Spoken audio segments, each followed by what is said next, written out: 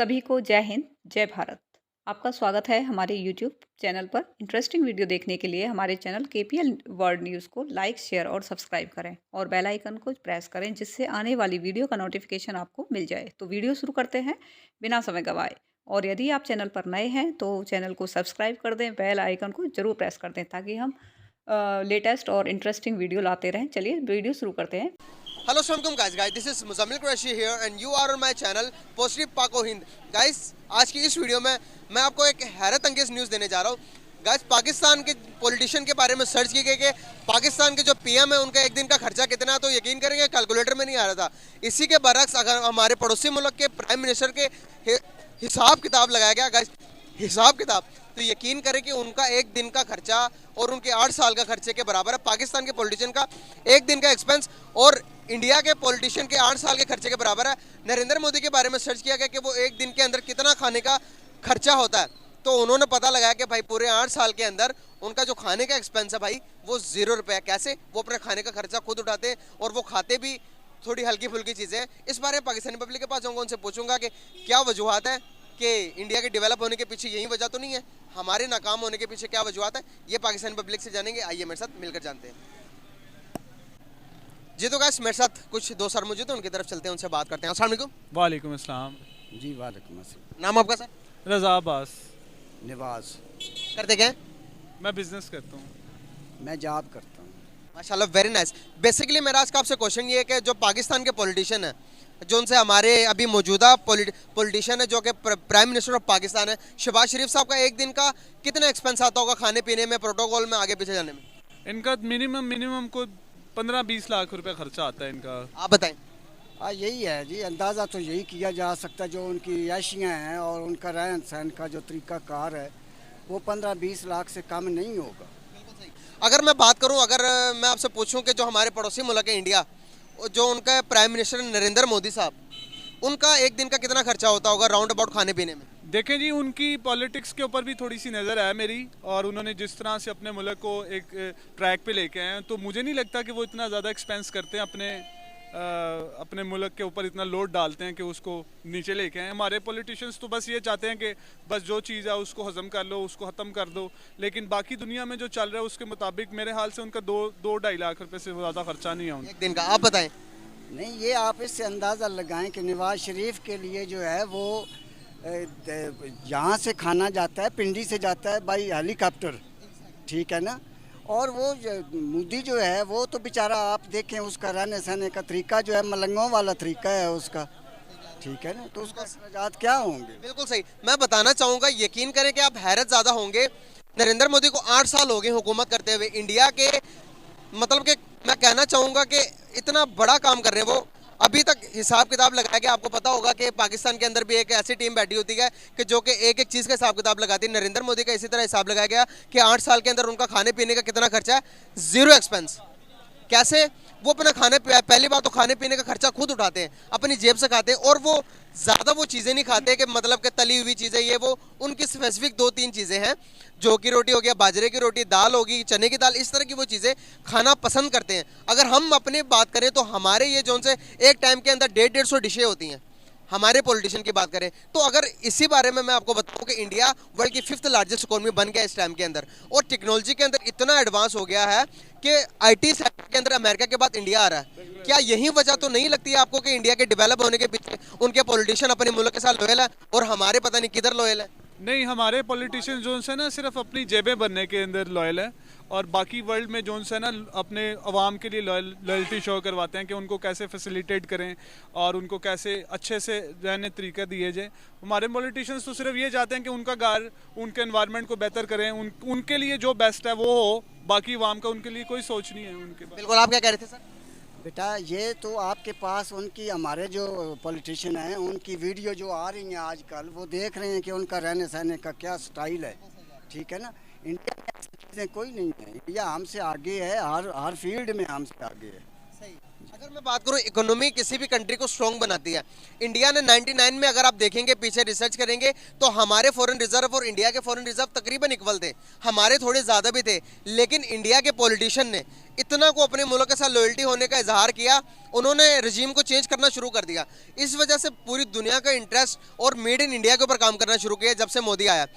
यकीन करें कि आजकल के टाइम के अंदर अमेरिका की नज़रें और हमारे मिडिल ईस्ट जितने भी हमारे सऊदीया हो गया, इस्लामिक कंट्री, सारी इंडिया के ऊपर रिलायबल करती है। चावल इंडिया से जाते हैं, मेड इन इंडिया का काम जाता है, सुई से लेकर जहाज़ तक वो एक्सपोर्ट करते हैं। हम क्या एक्सपोर्ट करते हैं, ज़रा बताएंगे हमें?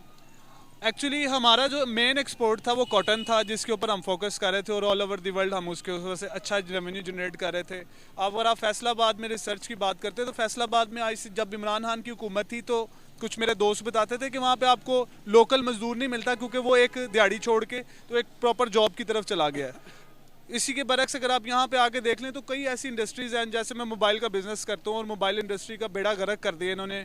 जब से ही आए हैं इंपोर्ट बंद कर दिया है। इंपोर्ट बंद करना कोई सोल्यूशन नहीं होता, उसका अल्टरनेट निकालना सोल्यूशन होता है कि आप यहाँ पे अपनी प्रोडक्शन शुरू करें। जैसे इंडिया ने किसी भी कंपनी को जब तक वो यहाँ पे प्रोडक्शन नहीं शुरू करेगी अपनी, उसको लाइसेंस नहीं देते कि वो वहाँ पे आके अपना काम शुरू करें। लेकिन यहाँ पे ना कि वो इसका अल्टरनेट निकालें और उसको कहें कि आप यहाँ पे अपनी प्रोडक्शन स्टार्ट करें, यहाँ पे इन्होंने टोटली उसकी इंपोर्ट बंद कर दी है। ओप्पो, वीवो, टेक्नो, इन्फिनिक्स, ये मेन हब थे हमारे इंडस्ट्री के, जिनकी फैक्ट्रियाँ किसी की इस्लामाबाद में, किसी की कराची में जो चल रही थी वो अब बिल्कुल बंद हो गई हैं, तो बिज़नेस भी बंद हो गए हैं।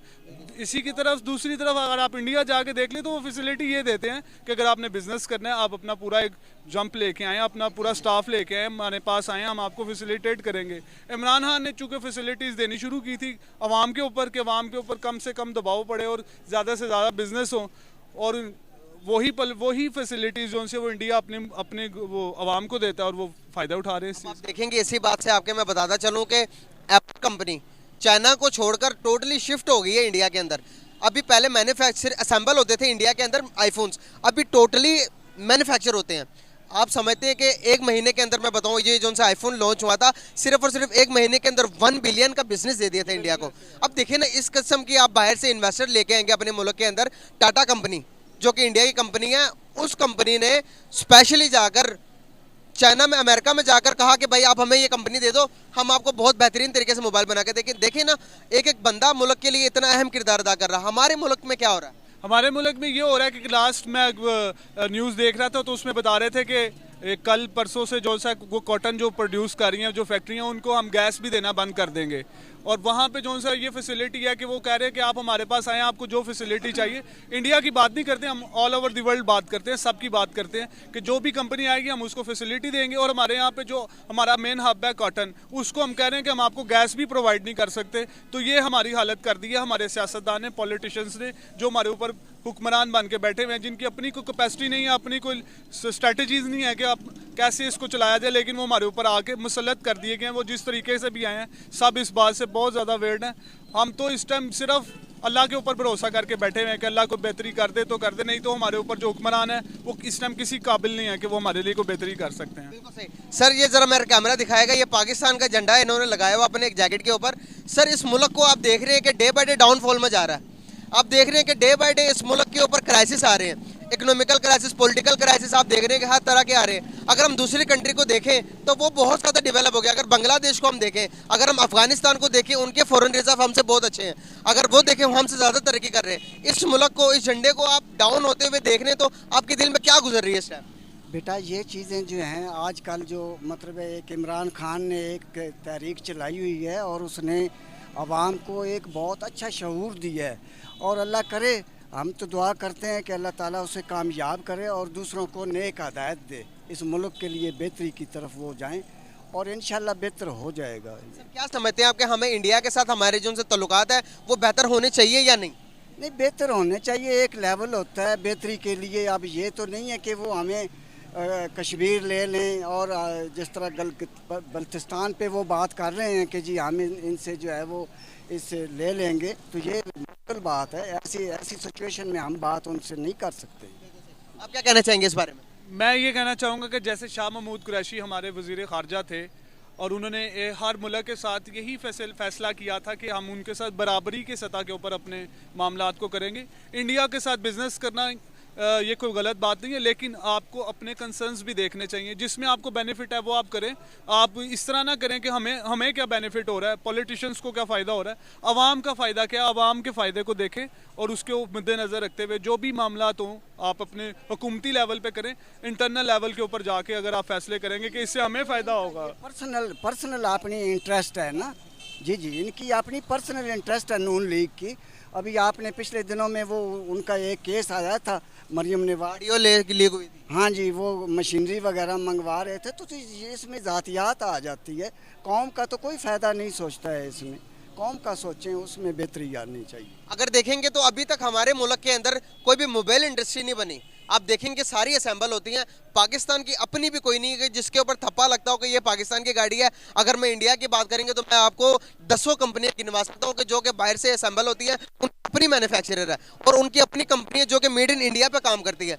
अगर हम इस तरह की स्ट्रेटजी पे क्यों नहीं काम करते? क्या हमारे पास शौर नहीं है, हमारे पास इल्म की कमी है? क्या वजूहत है कि हमारे पॉलिटिशियन को कुछ नजर ही नहीं आता? सिर्फ और सिर्फ ये कि वो गलत है, दूसरा कहता वो गलत है, तीसरा कहता वो गलत है। सही कौन है फिर? नहीं, कोई गलत नहीं है। स्ट्रेटजीज होती हैं किसी भी मुल्क की अपने मुताबिक कि हम अपने मुल्क को कैसे आगे लेके जा सकते हैं। आपको एक रोल मॉडल बनाना पड़ता है, कुछ टेम्पलेट्स बनाने पड़ते हैं, कुछ पैरामीटर्स बनाने पड़ते हैं, कुछ बेनिफिट्स देखने पड़ते हैं। आप ये देखते हैं कि किस तरीके से फैसिलिटेट कर सकते हैं। अब अगर आप मोबाइल की बात करते हैं, हमारे मुल्क में अभी तक कोई इंडस्ट्री नहीं लगी, तो उसके पीछे रीज़न ये है कि हमने जिसको भी कहा है कि आपने कोई सामान लेके आना है तो आप एक सामान ले आएँ बस। यहाँ पे हमने सोचा ही नहीं है कि इसके अंदर टेक्नोलॉजी क्या यूज़ होगी। इंडिया टेक्नोलॉजी के अगर आगे चला गया तो उसके पीछे उसके पूरे कंसर्न्स हैं। उसने बताया कि यार मुझे ये चीज़ चाहिए तो मुझे इसके लिए टेक्नोलॉजी की ज़रूरत है। फिर उन्होंने वर्किंग किया उसके ऊपर, फिर उसकी आउटपुट निकाली और उसके रिजल्ट्स लिए हैं। हम अभी तक उन रिजल्ट्स की तरफ जा ही नहीं पा रहे क्योंकि हमारे पॉलिटिशियंस एक स्पेसिफिक जोन से है ना, वो ऊपर बैठे हुए हैं। वो कहते हैं हमें इसका फ़ायदा है, बस ये कर दो, कोई चीज़ चाहिए तो इम्पोर्ट कर लो, पैसा अवाम का ज़ाया कर दो, दैट्स इट। बहुत शुक्रिया, बहुत अच्छा लगा बात करके। Thank you so much sir and nice to talk with you. बहुत